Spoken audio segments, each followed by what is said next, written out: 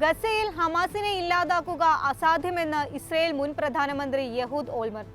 യുദ്ധം ഉടൻ അവസാനിപ്പിക്കണമെന്നും ഹാരറ്റ്സിൽ എഴുതിയ ലേഖനത്തിൽ യഹൂദ് ആവശ്യപ്പെട്ടു. ഹമാസിനെ പരാജയപ്പെടുത്തുന്നതിന് ഇസ്രയേൽ ഇനിയും ഒരുപാട് ദൂരം സഞ്ചരിക്കാനുണ്ട്. ഇസ്രയേലിന്റെ വരും ദിവസങ്ങൾ കൂടുതൽ ദുഷ്കരമാകും.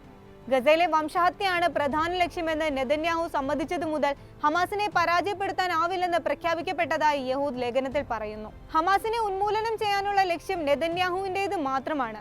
അത് ഇസ്രയേലികൾക്ക് വേണ്ടിയുള്ളതല്ല. ഗസ തകർന്നുകൊണ്ടിരിക്കുകയാണ്.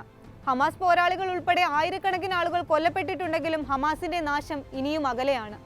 അവരുടെ നേതാവ് യഹിയ സിൻവാർ കൊല്ലപ്പെടുകയാണെങ്കിൽ പോലും അത് നേടാനാവില്ലെന്നും യഹൂദ് പറയുന്നു.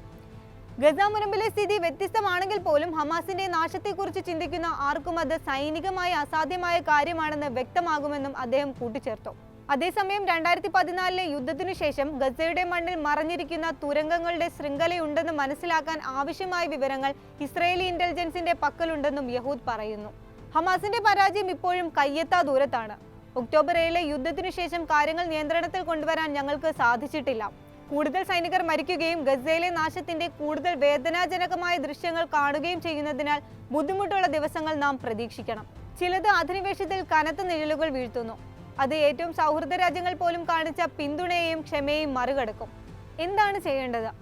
ഇസ്രയേൽ എല്ലാ യുദ്ധങ്ങളും അവസാനിപ്പിച്ച് ബന്ദികളാക്കിയവരെ തിരികെ കൊണ്ടുവരിക എന്നതാണ്. യുദ്ധത്തിന്റെ രണ്ടാം ഘട്ടം ആരംഭിക്കുന്നതിന് മുൻപ് ഇസ്രയേൽ നിർണായകമായ ഒരു തീരുമാനം എടുക്കണമെന്നും യഹൂദ് പറഞ്ഞു. ഇത് എല്ലാ ശത്രുതകളും അവസാനിപ്പിക്കാനും ഗസയുടെ വിധി നിർണ്ണയിക്കുന്ന ചർച്ചകളിലൂടെ എല്ലാ ബന്ദികളെ തിരികെ കൊണ്ടുവരാനും പ്രേരിപ്പിക്കുമെന്നും അദ്ദേഹം കൂട്ടിച്ചേർത്തു. യുദ്ധാനന്തരം ഹമാസ് പ്രസ്ഥാനം വളരെ ദുർബലമാകുമെന്നും എന്നാൽ ഗസയുടെ അതിർത്തിയിൽ അത് നിലനിൽക്കുമെന്നും അദ്ദേഹം പറഞ്ഞു. നെതന്യാഹുവിന്റെ ലക്ഷ്യങ്ങൾ ഒരിക്കലും നേടാൻ കഴിയില്ലെന്നും യഹൂദ് കുറ്റപ്പെടുത്തി. ഇസ്രായേൽ സൈന്യം ഗസയിൽ യുദ്ധം ചെയ്യുകയും കനത്ത നാശനഷ്ടങ്ങൾ നേരിടുകയും ചെയ്തിട്ടുണ്ടെങ്കിലും നെതന്യാഹുവിന്റെ പ്രഖ്യാപിത ലക്ഷ്യങ്ങൾ കൈവരിക്കാൻ ഒരു സാധ്യതയുമില്ല. ഹമാസിന്റെ നാശം ഉണ്ടാകില്ല. ഇസ്രായേൽ മുൻ പ്രധാനമന്ത്രി ഇങ്ങനെ അടിവരയിടുമ്പോൾ അഭയാർത്ഥി കേന്ദ്രങ്ങളിലടക്കം ബോംബ് വർഷം നടത്തുകയാണ് ഇസ്രായേൽ സൈന്യം. യഹൂദിന്റെ വാക്കുകൾ ശരിവെക്കുന്നതാണ് നിലവിലെ ഇസ്രായേലിന്റെ സ്ഥിതി. ടണലുകളും ഹമാസ് താവളങ്ങളും തകർത്തെന്ന് നിരന്തരം അവകാശവാദം മുഴക്കുന്നതല്ലാതെ ബന്ദികളെ മോചിപ്പിക്കാൻ സൈന്യത്തിനായിട്ടില്ല. വടക്കൻ ഗസയിലെ ഷുജായിയയിൽ 3 ബന്ദികളെ പോയിന്റ് ബ്ലാങ്കിൽ വെടിവെച്ചു കൊന്നതിന്റെ പേരിൽ ഇപ്പോഴും ഇസ്രായേൽ സൈനികർ രൂക്ഷ വിമർശനങ്ങൾ നേരിടുകയും ചെയ്യുന്നു. യൂറോപ്പിലും അമേരിക്കയിലും അടക്കം വൻതോതിൽ ഇസ്രായേൽ വിരുദ്ധത അലയടിക്കുന്നതും നെതന്യാഹുവിനെ പ്രതിസന്ധിയിലാക്കുന്നുണ്ട്.